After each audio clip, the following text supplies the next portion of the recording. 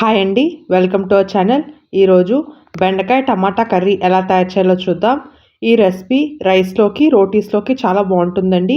ఈ రెసిపీకి కావాల్సిన పదార్థాలు ఏంటో తయారు చేసే విధానం ఏంటో ఒకసారి చూసేద్దాం.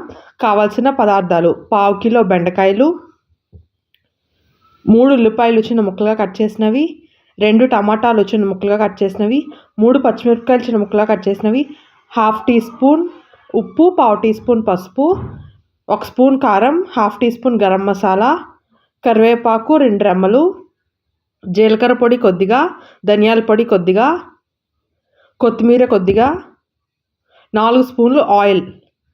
ముందుగా స్టవ్ ఆన్ చేసి ఒక కడాయి పెట్టుకోండి. ఇప్పుడు అందులో ఆయిల్ వేసుకోండి. ఆయిల్ హీట్ అయిన తర్వాత ముక్కలుగా కట్ చేసుకున్న బెండకాయలను వేసుకొని ఫ్రై చేసుకోండి. ఇలా ఆయిల్లో బెండకాయల్ని ఫ్రై చేయడం వల్ల మనకి కర్రీ జిగురుగా ఉండదండి. బెండకాయలు కొంచెం ఫ్రై అయిన తర్వాత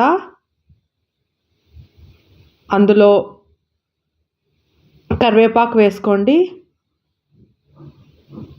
కరివేపాకు కూడా ఫ్రై అయిన తర్వాత పచ్చిమిరపకాయలు వేసుకోండి. ఒకసారి అంతా బాగా ఫ్రై చేసుకోండి. పచ్చిమిరపకాయలు బాగా ఫ్రై అయిన తర్వాత చిన్నగా కట్ చేసుకున్న ఉల్లిపాయ ముక్కలు వేసుకోండి. ఉల్లిపాయల్ని బాగా కలుపుతూ ఫ్రై చేసుకోండి. ఇప్పుడు అందులో ఉప్పు ఇంకా పసుపు వేసుకొని ఉల్లిపాయలు గోల్డెన్ కలర్ వచ్చేంత వరకు ఫ్రై చేసుకోండి.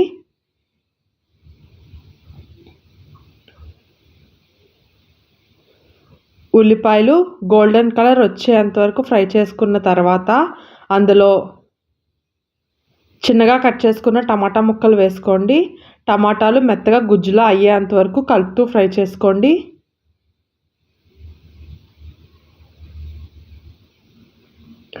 టమాటాలు బాగా మెత్తబడిన తర్వాత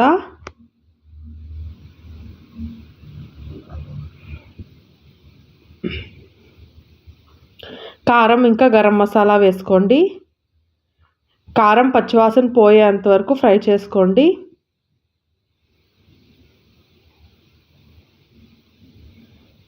ఇప్పుడు అందులో ధనియాల పొడి, జీలకర్ర పొడి వేసుకోండి. ఇప్పుడు ఒకసారి బాగా కలుపుకొని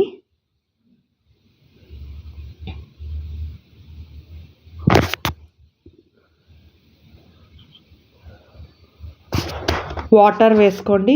వాటర్ అనేది మీకు కూర గ్రేవీకి ఎంత కావాలో దానికి తగ్గట్టుగా అడ్జస్ట్ చేసుకోండి.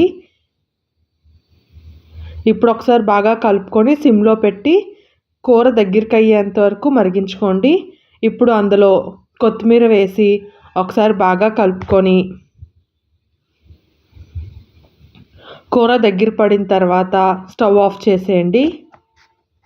ఇప్పుడు దీన్ని ఒక సర్వింగ్ బౌల్లో తీసుకొని అన్నంతో కానీ రోటీతో కానీ సర్వ్ చేసుకుంటే ఎంతో టేస్టీగా ఉండే బెండకాయ టమాటా కర్రీ రెడీ అండి.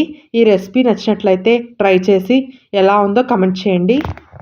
వీడియో నచ్చినట్లయితే లైక్ చేయండి, కమెంట్ చేయండి, షేర్ చేయండి, సబ్స్క్రైబ్ చేయండి.